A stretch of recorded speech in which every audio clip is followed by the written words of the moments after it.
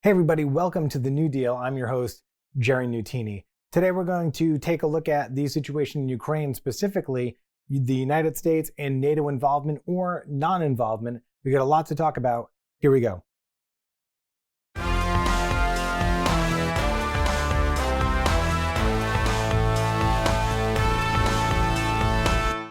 Okay, before I start, just a disclaimer. I'm in no way a military strategist. That said, I think that there are some real concerns in regard to the situation in Ukraine, outside of the obvious, mainly in regard to US support, NATO support, allied Europe support. In a video I posted on TikTok recently, and I'll post that in the description, I asked why we only place sanctions on Russia. Why haven't we done more? And the most popular answer I saw was because nukes. Because Putin's got nukes. And he's crazy, so he might use the nukes. Now, in that video, I described some actions of our former president that Putin may have taken notice of. And I do want to be clear here, for this video, Putin was going to invade no matter what. It didn't matter if Trump was in office, Biden's in office, Clinton, Mitt Romney, Ted Cruz, doesn't matter who was in office, this was going to happen. This is the culmination of years, if not decades, of planning on Putin's part. This is Putin concerned about his legacy. He wants to recreate the Soviet Union as that legacy. The point I did want to get across, though, is that the United States and other Western countries in general have taken on an attitude of non-accountability over the last few years, whether it be in regard to how we view our sacred institutions like the Supreme Court, or our reverence of the Capitol building, or policies within the Constitution, or on a larger scale, letting authoritarianism take hold of other countries and letting dictators get in there and just not doing much about it, turning the blind eye. Now, here's the thing. People who usually weigh risk against reward, who are analytical before they make decisions, what we've seen over the last few years is other people who don't think that way. They just do whatever they want. They don't even acknowledge that the rules exist. They just move forward. And the people who usually weigh the risk versus reward are watching this, and they don't know what to do because those people are unpredictable. And so those more analytical people, sane people, they're afraid to challenge the unpredictable people because those people can escalate whatever situation they're in, whether it be something political or something like a war like we're in now. And that makes it difficult, and that plays into that non-accountability. So Putin, he's over there in Russia, and he's sitting in his chair with no shirt on, because Putin style. And he's thinking, hey, no one's really holding anyone accountable for things that they used to be held accountable for. Let me get in on that. So he puts his force together and he invades Ukraine, and he says, don't stop me because, surprise, I will use nukes. And the West is like, he said he was going to use the nukes. Did you hear him say that? We don't know. He said he's going to use the nukes. Here's the thing. Putin is always going to have nukes. And he's always going to say he can use the nukes. So where do we draw the line? A lot of people in the comments in TikTok said that the line is drawn at NATO. When Russia invades a NATO country, then the US and NATO will step in. That's their obligation. That is the line, cut and dry. And as a technical answer, that's fine. But let's look at what's really going on. We've got two questions that we really need to have answers to in order to move forward. The first is, where's the line with nukes? When do nukes go from being a free pass for anybody who threatens to use them to a risk we have to take in order to save human life and democratic order? Where's that line? And the second, are we going to, under any circumstance, allow for the reestablishment of the Soviet Union, meaning Ukraine, Latvia, Estonia, Lithuania, at a minimum be restored to Russian control? And 3 of those 4 nations, by the way, are NATO nations. And then there are southern nations like Kazakhstan that were also part of Russia. So lots going on there, okay? Here's the situation right now. Here's where we're at. Right now, Ukrainians are fighting for their country against all odds. Their military is performing beyond anyone's wildest expectations. The Russian assault is slow. And there are many reports that Russian soldiers don't even know why they're there. They thought they were going on a training exercise. They didn't expect people to be shooting at them. They had no clue what they were walking into. President Zelensky has been as good an example, a leader as anyone could imagine. One analyst called him Churchillian in his leadership in this situation, and I have to agree. There's a lot of reason for hope. But on the flip side, over 850,000 Ukrainians have left the country, been displaced, creating a humanitarian crisis in Europe that's happening now. And while they're moving, often walking, outside temperatures are below freezing, and these people have stood outside literally for days. For days. Thousands of Ukrainians are dead, and not just soldiers, but civilians too. Russia has had no issue in targeting civilian structures. Many civilians also chose to stay and defend their country, so the Ukrainian government handed them a gun. And then they asked their citizens to make Molotov cocktails to defend their nation. Imagine having just a few Molotov cocktails that you made being the only defense between you and a Russian armored vehicle. Those are the people that are in danger right now. These citizen soldiers are fighting bravely, but they're outnumbered and they're being killed. Russia is stepping up the lethality of their weapons and their assault tactics because it's been slow, it's not looking good. So we may see a transition from firefights and rockets to entire cities being leveled. And all this is without nukes, by the way. This is just non-nuclear wartime brutality. The US and other nations allied with Ukraine have imposed sanctions, which are causing the desired effect, a weak Russian economy. The ruble has dropped, I think Joe Biden said 30%.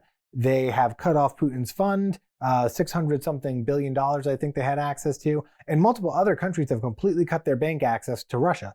It's working, but it's slow, and it's supposed to work slowly.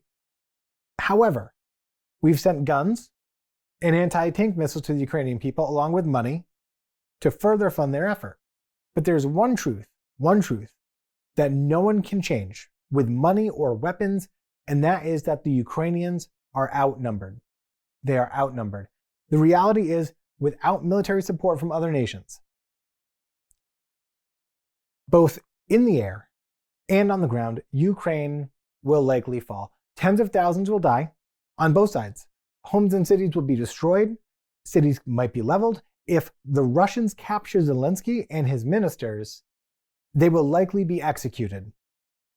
Russia will stand up a puppet government to answer to Putin. And I just want to pause here a second. I want you to think about what you're feeling now. I want you to think about the scenes that you've seen reported coming out of Ukraine.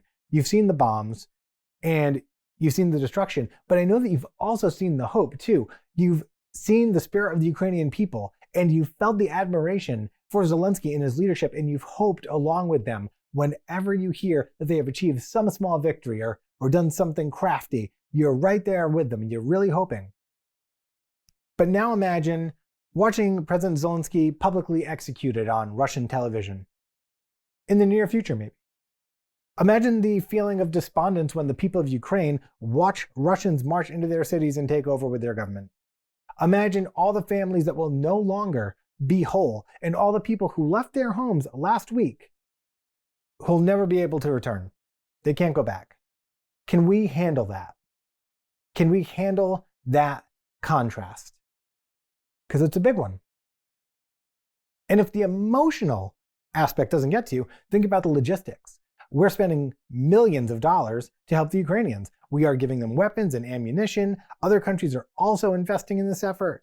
But it's an effort currently likely to fail. With no intervention, there will be dire strategic consequences. First, Russia's going to gain legitimacy. If Putin takes Ukraine, Russia gains legitimacy. It is one thing to talk about how weak and isolated Putin is while his assault is going poorly, but you can't play that card once Ukraine is under Russian control. Putin will have won, and in the eyes of, say, Belarus and China and any other nations that are sympathetic to Russia, they will feel more compelled to take action if Putin's cause is no longer deemed foolish or doomed. Putin will have also gained the wealth and resources that come with Ukraine, which also serve to further Russian supply lines and forward forces. And remember supply lines, because I'm going to come back to them in a minute. If Russia gets Ukraine, but then does not make any immediate move against any other nation, it will become more difficult to keep sanctions on Russia because those sanctions will now be hurting the Ukrainians under the Russian rule, along with the Russian people, many of whom oppose this invasion. The longer that there is no active conflict after Russia takes Ukraine, the more pressure there is going to be to remove sanctions on Russia, which will allow them to rebuild strength.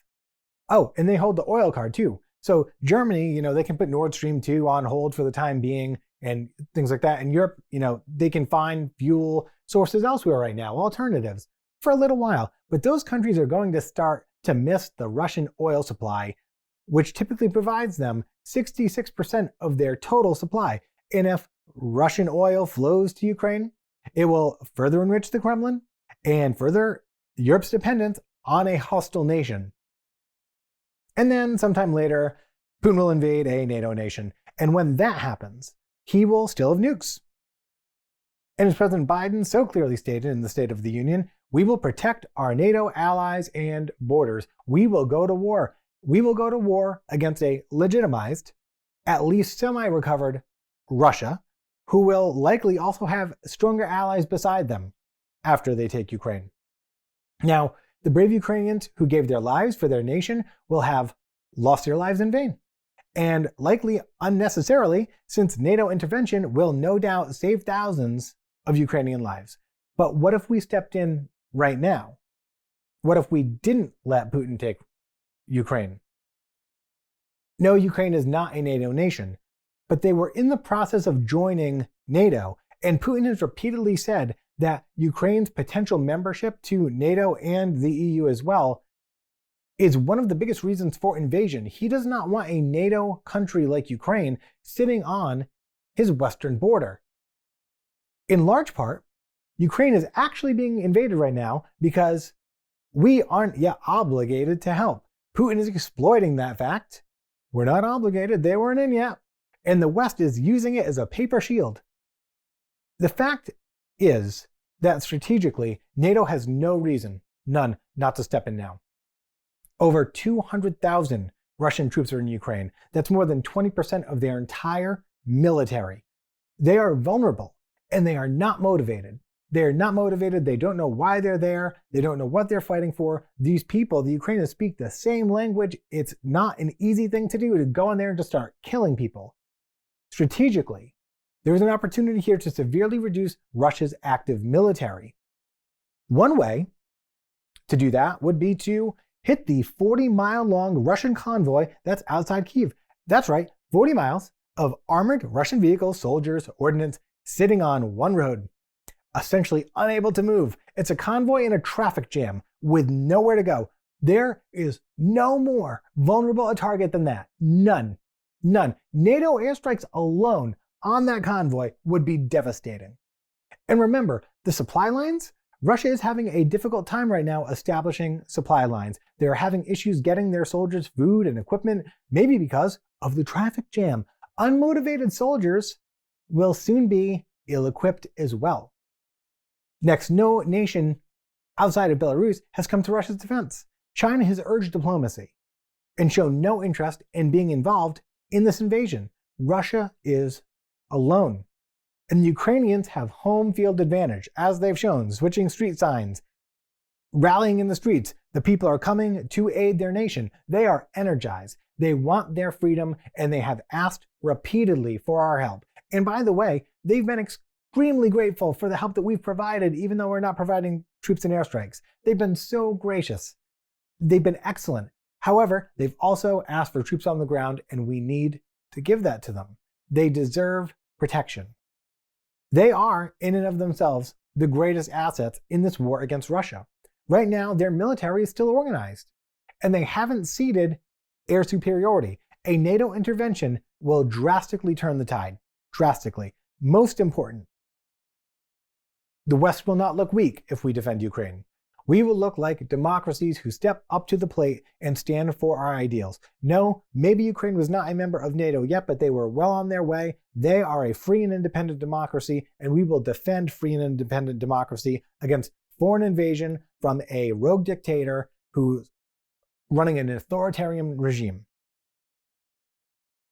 Not bystanders, too sheepish to join in the fight, not sitting on the sideline saying, oh yeah, we'll do this and that, but we can't really give you everything you want.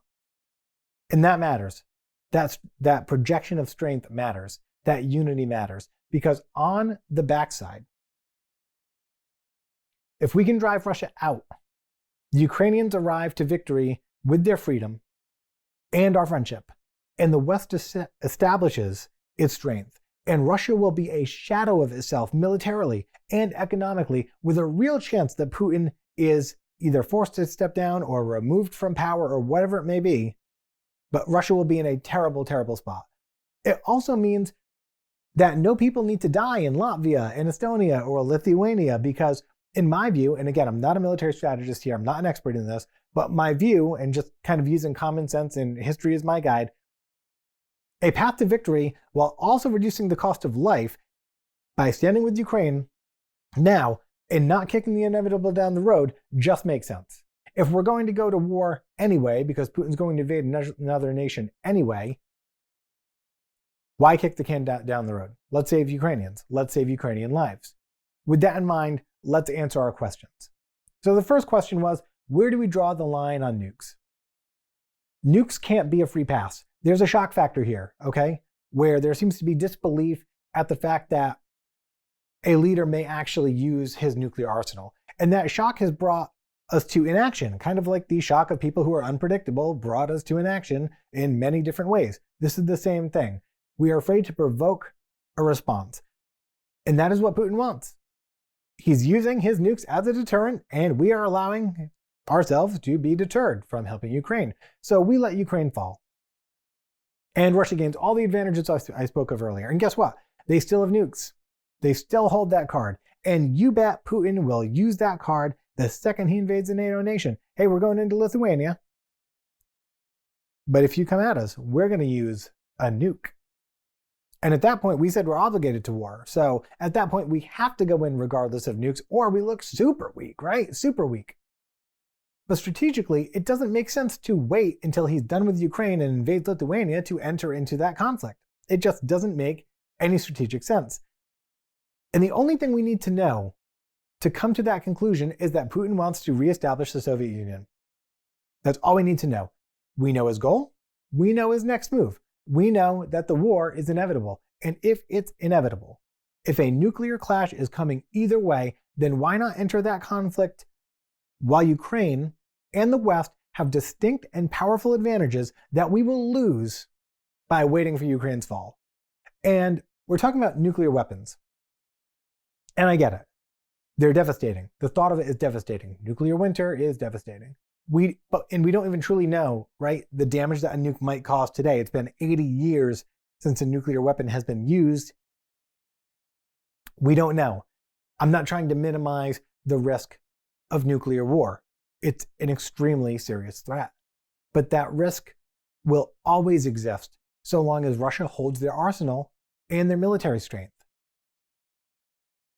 The 2 bombs dropped on Japan killed an estimated 215,000 on the high end, and that's a huge number.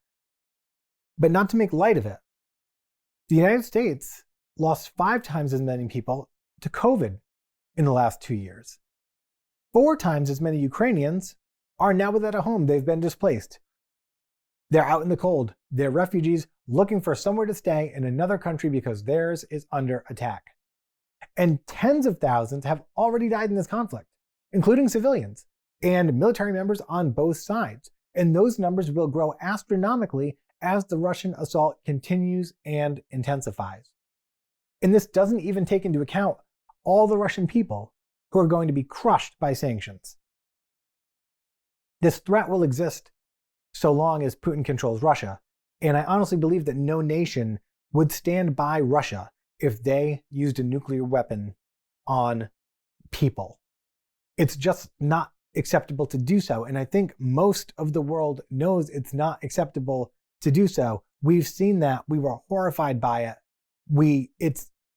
You can't do it. No country will stand by you if you do it. So in the event that our intervention forces Putin's hand to use nuclear strikes, the damage and loss of life will be devastating.